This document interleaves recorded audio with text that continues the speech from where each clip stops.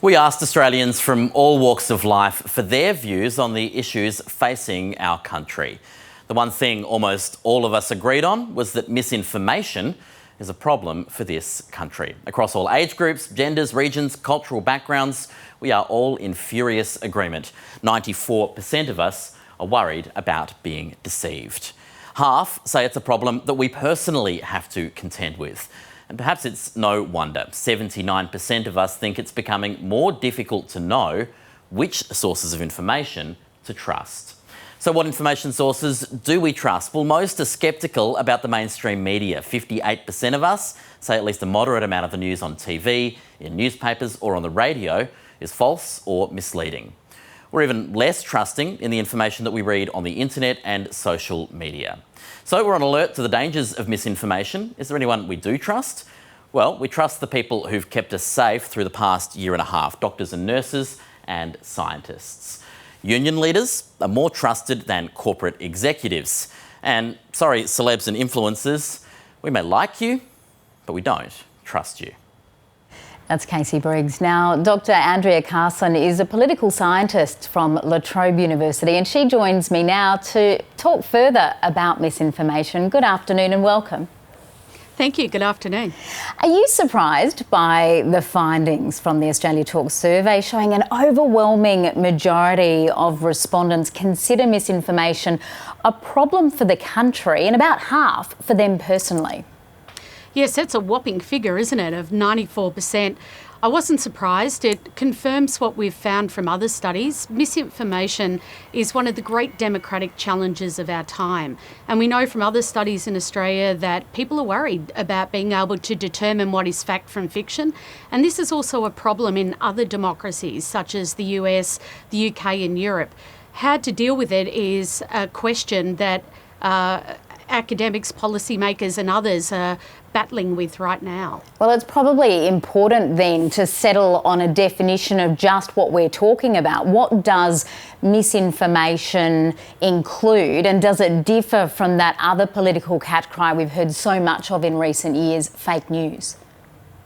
So I guess fake news is a broad umbrella term, and underneath that is disinformation and misinformation. Not everyone agrees on these definitions, but broadly speaking, misinformation is information that is false, that usually gets shared without a bad intention. Disinformation, on the other hand, is false information that is shared with the intention of causing harm or profiteering from it. But misinformation is problematic because, as COVID has shown us, people may share information not knowing that it's false, and it can actually cause harm.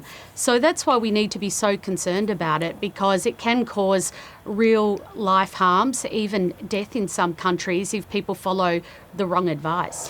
Can you give us some more information about the consequences of misinformation online? So there's been some studies that have been done in Iran where there were false remedies that were put out that were very deadly, that led to over 100 deaths. And there's been over 4,000 hospitalisations from people taking false remedies for COVID-19 type cures, purported cures, which were false. So these are the real life harms, but it also causes harm by denigrating minority groups. And one of the studies that I've recently finished at La Trobe that looked at how far and widespread misinformation was in Indonesia and Singapore found that it's often used to suppress political dissent, and journalists often get targeted by being accused of spreading fake news when indeed they are not, and being accused of spreading misinformation. Is it more of a concern generally when trust in established media falls away? Well, I think from this finding it was about 58%, and it linked both information that might be misleading or false. There might be a slightly positive aspect to this, and that is that we don't want to be super trusting. Authoritarian states are those that have the most trust in their media. So it's good to have a certain amount of scepticism, and news bulletins have to make decisions about what news they're going to cover and how they cover it. Some people clearly disagree with that, and that might be bumping that figure up a little bit, where people feel that it might be misleading because it may not accord with their own personal views. How does Australia's changing media landscape and, of course, the growing reliance on social media platforms for people to obtain their news and views from play into this? Well, it's a good question, isn't it? We're time poor, and yet we have a fire hydrant of information pouring at us all the time. And so we're getting that information from the internet, from our phones, from newspapers, from radio, from television. We're streaming it live. We're getting it from our friends and family and from our news feeds on Facebook and Twitter. It's relentless and unending. So how do we make sense of that information quickly? And clearly what this finding is telling us is that people are struggling with it. They're struggling to determine fact from fiction, and 94% see it as a problem for Australia. Do you think the media generally needs to accept some of the responsibility for that? Well, this survey would suggest that they do, with that 58% figure. But let's keep in mind it's much lower than what it is for social media. So the public is discerning that established media are more trustworthy, even if there is some scepticism there, than getting information from friends and family on social media. And this is some of the findings I've found with colleagues in previous studies as well. But yes, there is a responsibility for mainstream journalists to make sure facts are verified, to provide more than one source, and to give the public confidence that what they're hearing is based on verifiable evidence. How much responsibility should politicians accept in terms of confusion about just what is true? Politicians have a really important and special role to play here. We've seen with the rise of populist politicians, and Donald Trump was probably the epitome of this, that they can weaponise fake news and misinformation, and they do that by delegitimising the mainstream media and giving them the tag of false news. And we saw that famous clip of Donald Trump pointing the finger at a journalist and saying, "You are fake news." This isn't helpful.